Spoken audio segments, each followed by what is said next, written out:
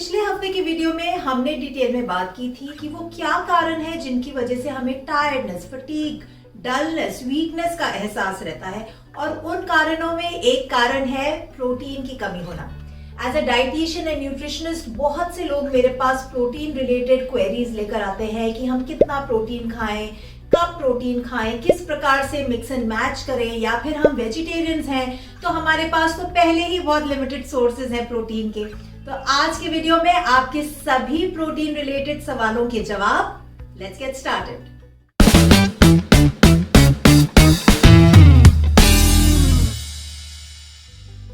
Protein हमारी balanced diet का integral nutrient है। ये हमारे बॉडी में growth, repair, recovery, regeneration, muscle building, muscle strengthening, immunity boosting जैसे तमाम रोल्स अदा करता है। हमारे लाइफ के हर स्टेज पे, फिर चाहे वो चाइल्डहुड हो, puberty, adolescence, pregnancy, post delivery, old age, हर स्टेज पे हमें प्रोटीन की जरूरत होती है। अब आप में से बहुत से लोगों ने सुना होगा कि अक्सर लोग कहते हैं हमें 0.8 ग्राम्स पर केजी बॉडी वेट प्रोटीन खाना चाहिए, या फिर 1 या 1.5 ग्राम्स पर केजी बॉडी वेट हमें प्रोटीन अपने मील्स में इंक्लूड करना चाहिए।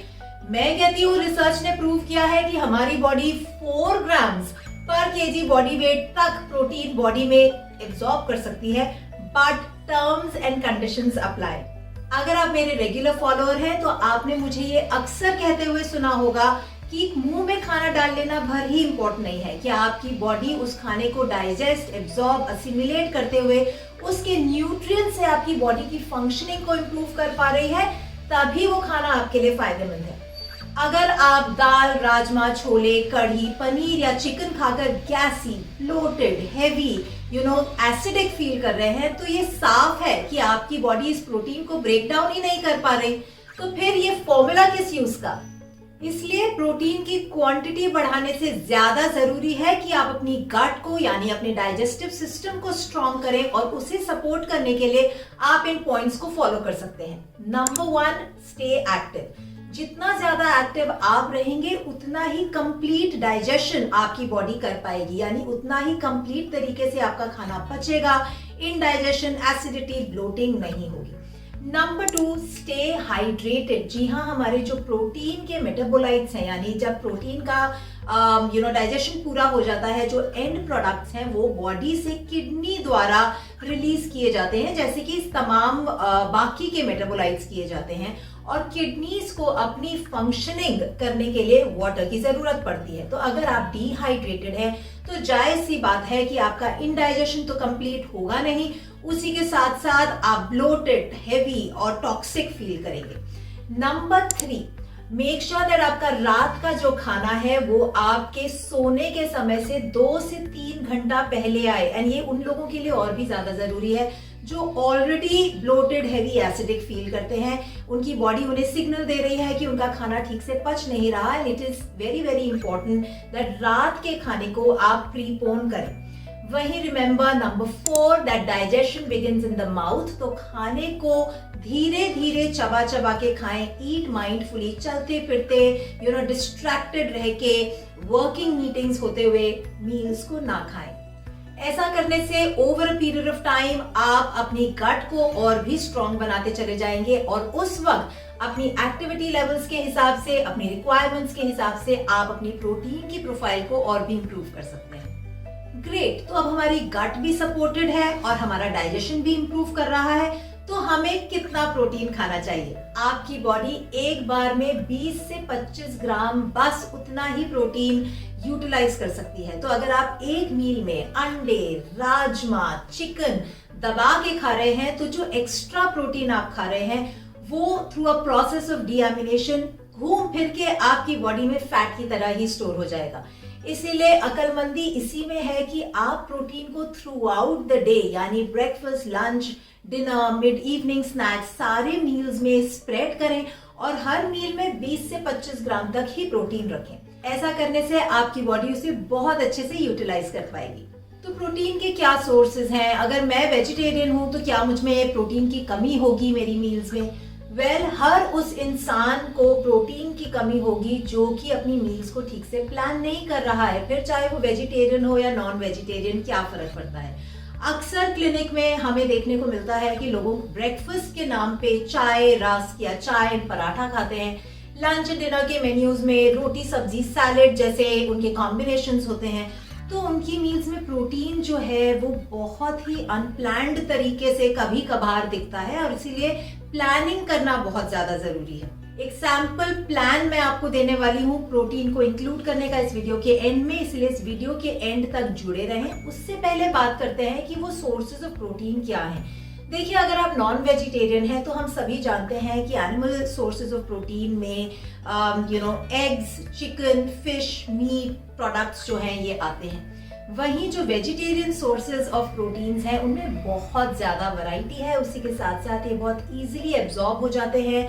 इनमें अपने आप में फाइबर भी होता है जो प्रोटीन को डाइजेस्ट एंड ब्रेक डाउन करने में भी मदद करता है। और इनमें सबसे पहले आती हैं दालें। हमारी कंट्री में 65,000 वैरायटीज की दाल है, तो कितना ज्यादा इंटरेस्टिंग है कि अलग अलग तरीके की दालों को अलग अलग तरीके की रेसिपीज में डालते हुए हम ब्रेकफास्ट लंच डिनर कभी भी इस्तेमाल कर सकते हैं। फिर चाहे वो चीले हो, चाहे ढोकला हो, चाहे दाल चावल हो, चाहे खिचड़ी हो या दाल का पराठा हो, इजंट इट। उसी के साथ साथ हमारे जो बीन्स हैं, राजमा, छोले, लोबिया, काला चना, ये अच्छे सोर्सेज ऑफ प्रोटीन है। मिल्क एंड मिल्क प्रोडक्ट्स जैसे कि पनीर, दही, दूध जो है ये भी अच्छे सोर्सेज ऑफ प्रोटीन है। बट सिर्फ इतना ही नहीं, हमारी जो ग्रीन लीफी वेजिटेबल्स हैं या हमारे ग्रेन्स, चाहे वो राइस हो चाहे वो मिलेट्स हो जैसे कि ज्वार, बाजरा, रागी, इनमें भी प्रोटीन प्रेजेंट होता है। वहीं नट्स एंड सीड्स में भी प्रोटीन प्रेजेंट होता है। और जब हम एक पूरी मील खाते हैं तो ये तमाम चीजें हमारी उस मील के कंप्लीट प्रोटीन क्वांटिटी को इम्प्रूव करने में मदद करती हैं। तो ये सोचना गलत है कि मैं वेजिटेरियन हूँ तो मेरे पास सोर्सेज बहुत लिमिटेड हैं। आपके सोर्सेज भी बहुत हैं। आप अपनी क्रिएटिविटी को इस्तेमाल करते हुए throughout the day yummy balanced meals खाते हुए अपनी बॉडी में प्रोटीन एब्जॉर्प्शन एंड असिमिलेशन को इम्प्रूव कर सकते हैं। वहीं वेजिटेरियंस के लिए एक बहुत ही सिंपल और फुल प्रूफ तरीका to incorporate good amino acid profile is cereal pulse combination, यानी कि ग्रेन्स के साथ जब हम दालों को मिक्स करके खाते हैं तो सभी जो हमारे अमीनो एसिड्स हैं वो उसमें प्रेजेंट होते हैं और वो बहुत ही इजीली अवेलेबल होते हैं बॉडी को। तो अगर आप ट्रेडिशनल मील्स खा रहे हैं, इंडियन ट्रेडिशनल मील्स जिसमें दाल, रोटी, सब्जी, दाल चावल सब्जी या फिर कढ़ी चावल, राजमा चावल सब्जी जैसे जो तमाम कॉम्बिनेशंस हैं ये अपने आप में कंप्लीट सीरियल पल्स कॉम्बिनेशंस हैं। वहीं इडली सांभर जिसके बैटर में हम दाल और चावल दोनों को मिक्स कर रहे हैं, ये अपने आप में एक कंप्लीट अमीनो एसिड प्रोफाइल है। तो आपको बिल्कुल भी चिंता करने की जरूरत नहीं है। अगर आप हर मील को ट्रेडिशनल इंडियन मील के फॉर्म में खा रहे हैं, थाली सिस्टम के फॉर्म में खा रहे हैं, तो आपकी बॉडी को आपकी बॉडी के लिए उपयुक्त अमाउंट में प्रोटीन मिल रहा है। जी हाँ, आपको सैंपल मेन्यू मैं बता रही हूँ, पर उससे पहले आप मुझे बताइए कि क्या आपने अभी तक मेरे चैनल को सब्सक्राइब किया है। अगर नहीं तो what are you waiting for, अभी नीचे जाइए। जी हाँ, अभी नीचे जाके मेरे चैनल को सब्सक्राइब कीजिए and don't forget to click on the bell icon, ताकि अगले हफ्ते जब मेरा एक और वैल्यू लोडेड वीडियो रिलीज हो तो आप तक नोटिफिकेशन जरूर पहुंचे। उसी के साथ साथ नीचे कमेंट्स बॉक्स में मैंने पिन किया है अपनी आने वाली bio hack your gut workshop का लिंक, जिसमें जाके आप रजिस्टर कर सकते हैं और सीख सकते हैं कि किस प्रकार से आप अपनी डाइजेस्टिव फायर को इम्प्रूव कर सकते हैं, अपनी जो डाइजेशन एबिलिटी है उसको सुधार सकते हैं और फिर अच्छे से प्रोटीन के सैंपल मेन्यू को इम्प्लीमेंट कर सकते हैं ताकि आपकी बॉडी इस प्रोटीन को ब्रेक डाउन करके यूटिलाइज कर पाए। तो आइए एक नजर डालते हैं कि किस तरीके से हम प्रोटीन को through out the day spread करते हुए एक सैंपल मेन्यू बना सकते हैं। ब्रेकफास्ट में आप दाल का चीला, बेसन का चीला, दाल का पराठा या फिर ट्रेडिशनल ऑप्शंस चाहे वो इडली, डोसा, वेज उत्तपम हो या फिर एग एंड टोस्ट, अंडा भुर्जी एंड रोटी हो या दूध दलिया हो, इसका इस्तेमाल कर सकते हैं। लंच को भी ट्रेडिशनल मील के ही फॉर्मेट में लेते हुए सब्जी के साथ आप दाल चावल या दाल रोटी, राजमा चावल, छोले चावल, कढ़ी चावल, chicken and rice, fish and rice का इस्तेमाल कर सकते हैं। आप अपने लंचेस में रायते के फॉर्म में कर्ड को भी इंक्लूड कर सकते हैं। वहीं डिनर को हल्का रखते हुए हम खिचड़ी जैसी मील का फायदा उठा सकते हैं जो सीरियल पल्स कॉम्बिनेशन है। या फिर दाल चावल एंड सब्जी खा सकते हैं।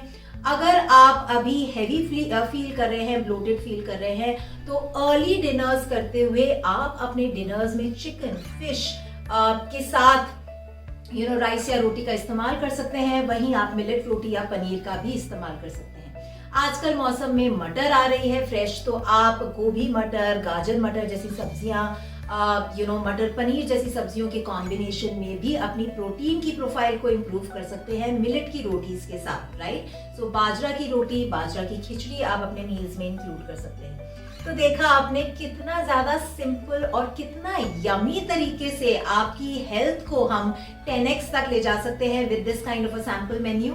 आज के वीडियो से जुड़े अगर आपके कोई भी सवाल हैं तो आप नीचे कमेंट्स बॉक्स में लिखकर मुझसे पूछ सकते हैं। उसी के साथ साथ अगर आप अपनी गट हेल्थ को इम्प्रूव करते हुए अपनी हेल्थ को 10x तक ले जाना चाहते हैं तो नीचे पिन्ड कमेंट में जाके अपनी सीट बुक कर सकते हैं मेरी आने वाली वर्कशॉप के लिए। I will see you inside. मैं आपसे मिलूंगी अगले हफ्ते। Till then you take care, eat well, live well and be healthy.